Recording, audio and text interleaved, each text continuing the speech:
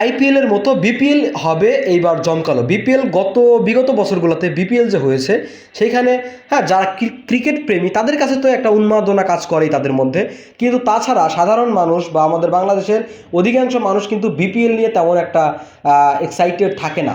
BPL তেমন একটা দেখে না, গ্যালারিতে তেমন একটা দর্শক থাকে না, এরকম একটা ব্যাপার। কারণ জমকালো কোনো কিছু আসলে এরকম হয় না, বিপিএলের আয়োজনও এরকম কিছু হয় না। কিন্তু এইবার আমরা আশা করি বিশেষ করে সামাজিক মাধ্যমে মানে একদম সরব থাকবে এই বিপিএল এই 24 সালের বিপিএলটা, ঠিক আছে? কারণ এখানে থাকবে কে? শাকিব খান। আর শাকিব খান যেখানে রয়েছে মিডিয়ার তো ভাই সেখানে লাইন লেগে যাবে মিডিয়ার।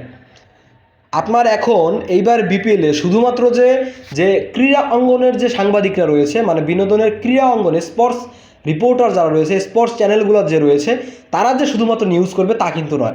এবার আপনার স্পোর্টস চ্যানেলের পাশাপাশি মিডিয়া রিপোর্টার যারা রয়েছে, এই মিডিয়া রিপোর্টার এবং স্পোর্টস রিপোর্টার